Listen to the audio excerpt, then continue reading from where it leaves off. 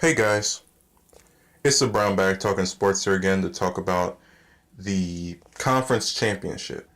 It looks like on the AFC side, we'll finally get to see a good game. We have a Week 6 matchup. Um, the Patriots going to Kansas City to face the Chiefs. So, without further ado, let's begin. If the Patriots want to win this game, their O-line has to be solid.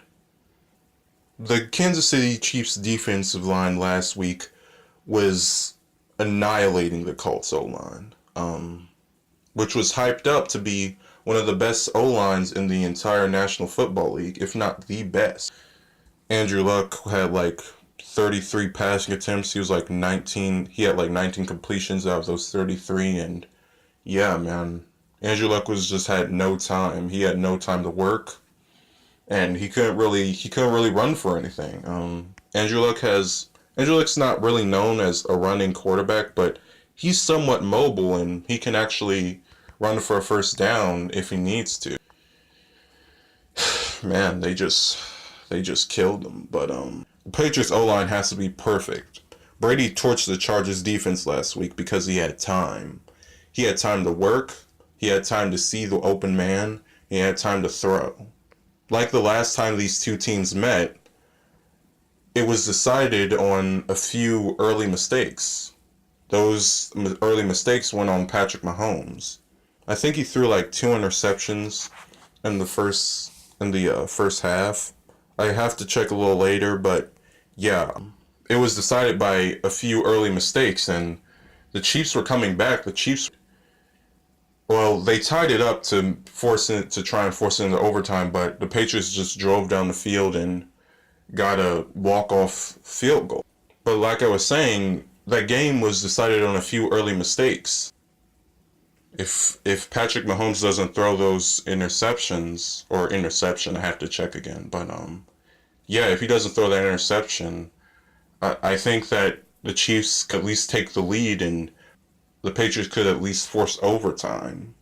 Because, I mean, you never know with Brady and Foxborough. Yeah, that was decided on a few mistakes, and luckily for the Patriots, the Chiefs made some early mistakes, which cost them in the end. And even in the Chargers game, granted, the Patriots were really dominating that entire first half, but when they were in the third quarter, the Patriots kind of mellowed out on scoring. Like they didn't really have much urgency, at least from what I saw. It wasn't really until that muffed punt on the Chargers side that the Patriots kind of woke up again. The Chargers looked like they had a little momentum going. They looked like they were actually starting to get their head back in the game, but the Chargers and special teams mistakes are like peanut butter and jelly, man. That muffed punt basically killed any and all momentum that they had. But my point is that this game will be most likely decided on mistakes, and allowing Brady to get sacked early in the game would be a mistake. You have to protect him in that pocket.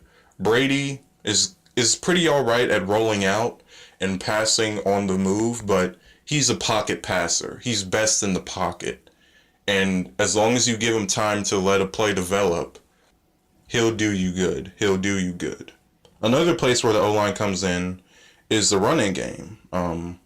Brady had a great game against the Chargers last week. He had like 300 yards, but over 300 yards. I think it was like 343, but yeah, it was definitely 300 yards. But Sonny Michel had 129 yards for 24 carries. While the running back does play a big part in the running game, the O-line has to create gaps and has to create space for him to move. Like, if there's nobody blocking for him, then Sonny Michel has nowhere to run. In a game like this, these are both teams that can put up numbers, that can put up points. And while I don't think it'll be as high scoring as it was last time, because I think that the defenses has really improved on both sides. these teams are still going to put up big points. They're going to get around in the mid to late 30s. What I was saying was that time of possession is key in these types of games and against these types of teams. The running game has to be there for the Patriots to win time of possession.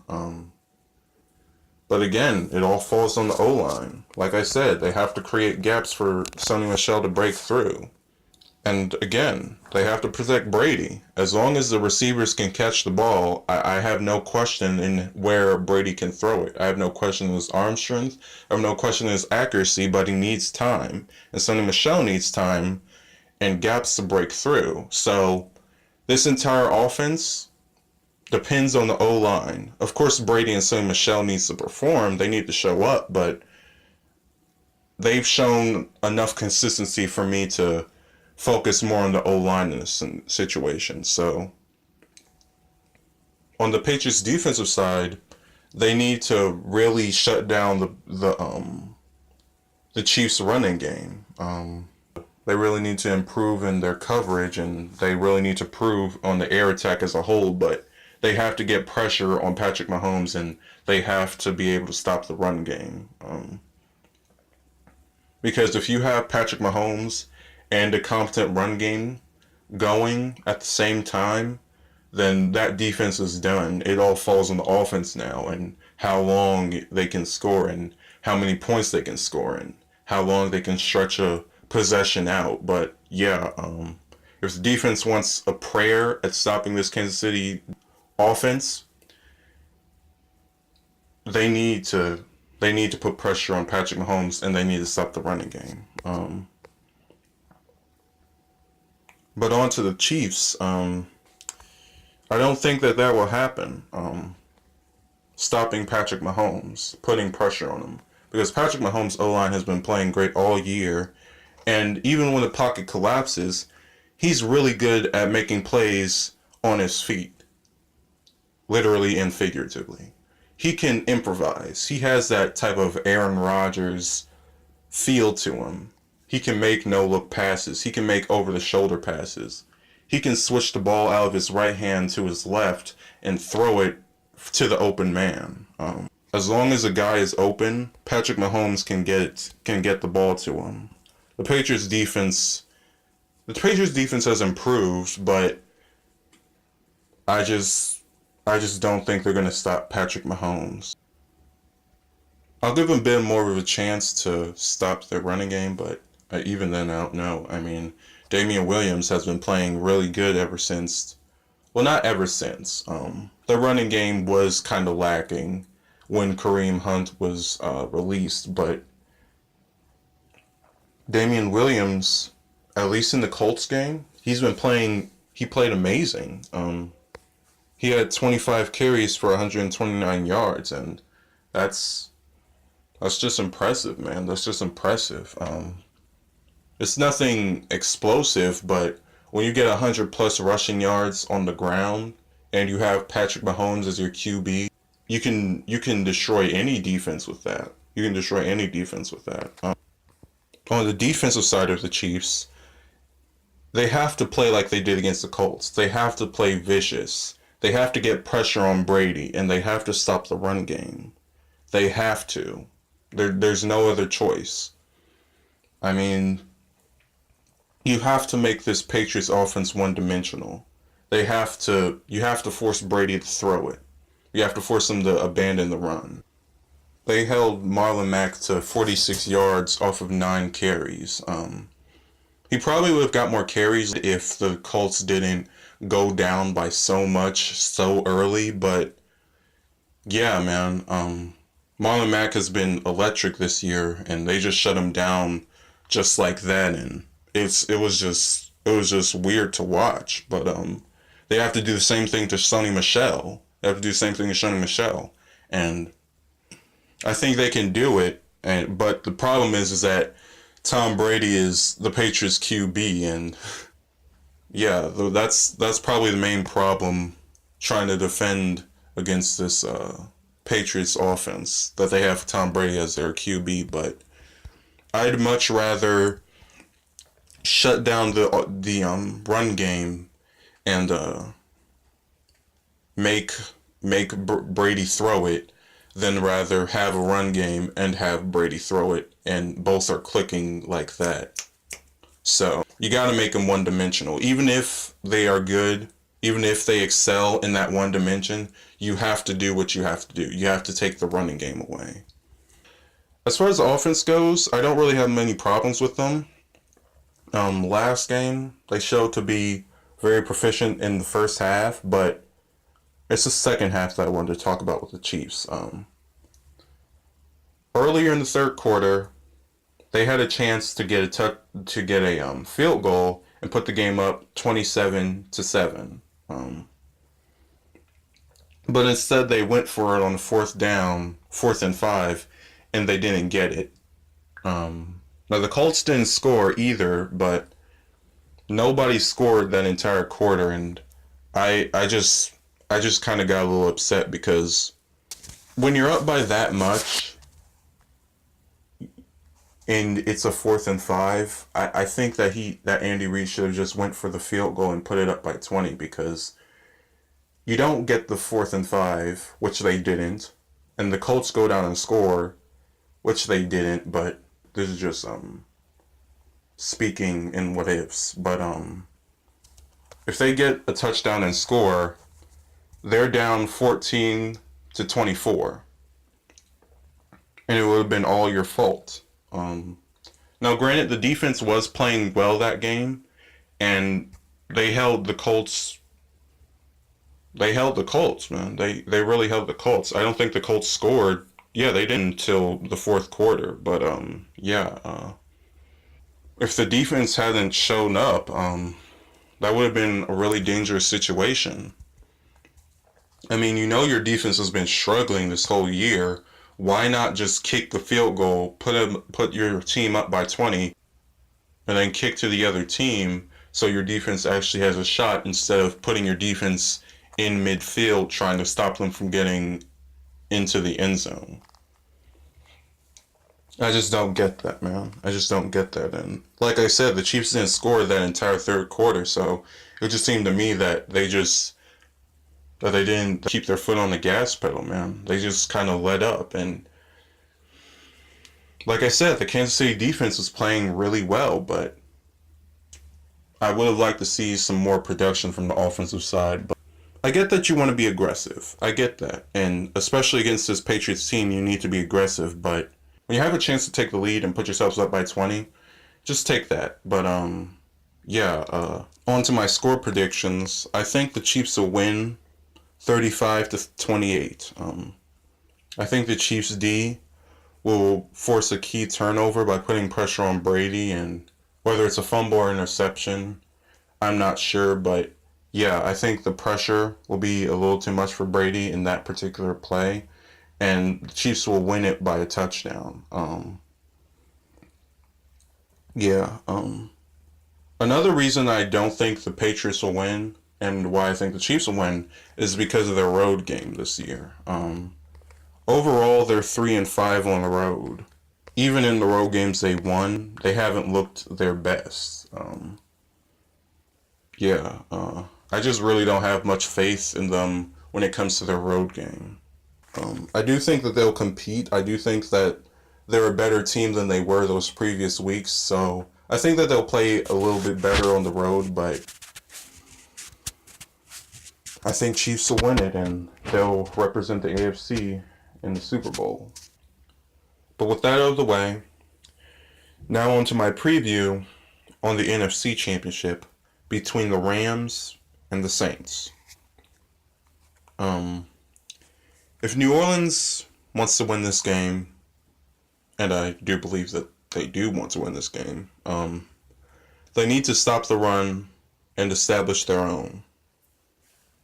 In the Cowboys at LA game, Dallas let Gurley and Anderson run for over 200 yards combined. If you let your opposition run for over 200 yards, you don't win that game. You just don't.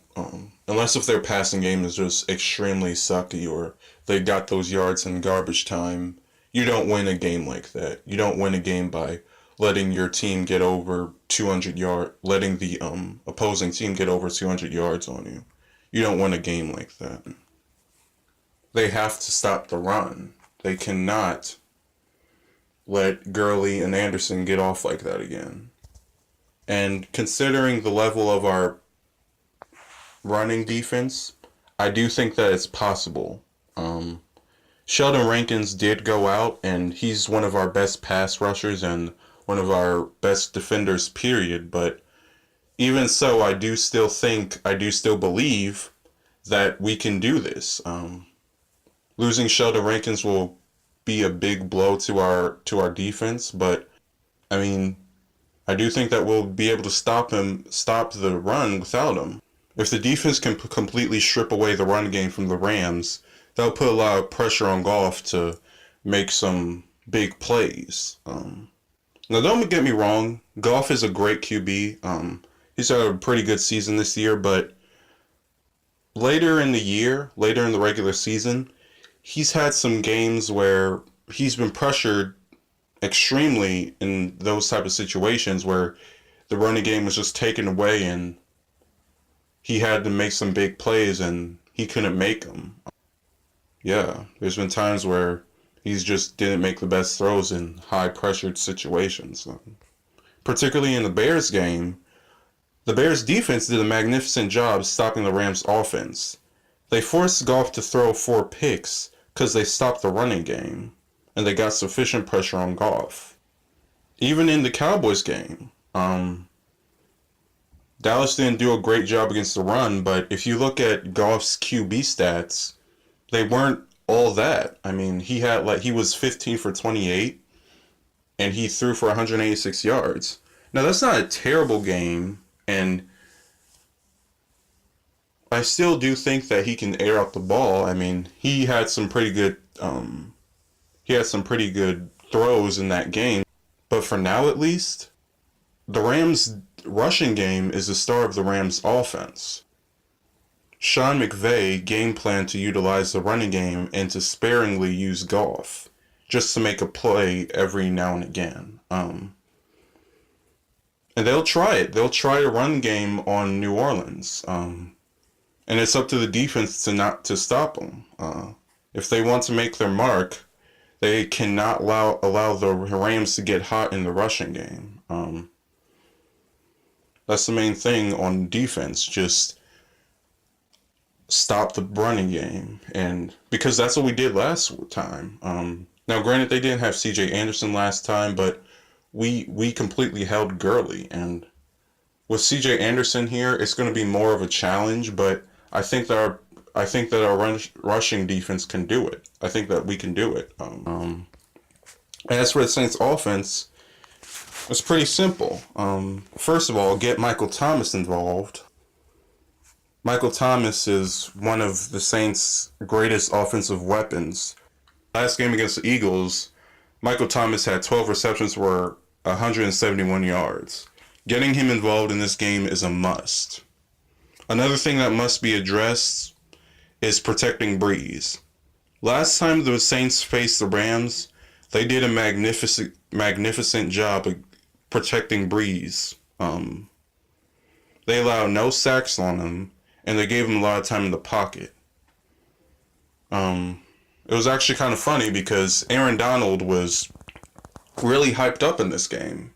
He was really, in the media, they were talking about how Aaron Donald is going to be a factor and how he's going to sack Breeze for at least 2 or 3 times, but that didn't happen. I mean, dude was barely a factor. I'm pretty sure Breeze forgot he was even out there. But yeah, that's no diss to Aaron Donald. I mean, dude's had a great season and he's really helped this Rams defense a lot, but he just wasn't a factor that day. And the fact that our offensive line protected Breeze against that type of player, I just think that that's probably our O-line's best performance in the regular season. Yeah. As for the offense again, we can't get off to any slow starts. Now this might be because of the bye week. This might be because of Yeah, it might be because of the bye week that we got off a little slow, but let's keep it because of the bye week, because we did not do good in the first quarter against the Eagles. The Eagles put up 14 points. We scored nothing. And literally the first snap of the game, Breeze underthrew Ginn. That would have been an easy touchdown if the Ginn had caught it, but he underthrew him and the Eagles picked it off. Yeah, thankfully we were able to come back in that game, but the Rams are a very high-powered offense, and they've they've just been really showing out, and we can't let them get up like that. Not that early. Not that early. I guess it is a little better to let them get up that early than let them get up later in the game, but we can't let them do that. Period. We can't tempt fate again. We don't want to do that against this type of team. But my final point, how the Saints can win this game, is that they need to establish a strong running game. Last week, the Ingram and Kamara combined for 124 yards in total. Now, considering how well our passing game was doing, that's not really a bad stat. But our rushing game, we can do a lot better in our rushing department. I just want some more production out of them. They don't have to have a high explosive game, but when you're facing these type of, like I said with the Chiefs game, when you're facing these high-powered offenses, time of possession really matters, and whether or not you can run the ball is important in time of possession. If you can extend your possession and then get a score on top of that, then you got the game pretty much sealed. But if you're just busting off 2 1-yard gains, a couple 1 yard or 2 yard losses, that's just not a strong running game. The running game is going to be really important in a game like this. But yeah, I think New Orleans will win 38 to 31. Mainly because, like I said, it's on our offense's job to get out there and get the crowd happy and get them going, get them screaming. And if we can do that, if we can set off the tone strong, I think we can win this game. It won't be easy, and we will have to put up points, but I think the Saints got this, and I think that they win 38-31. So that's it. That's it for my previews. I'm gonna go edit this now so I can get this out before Sunday.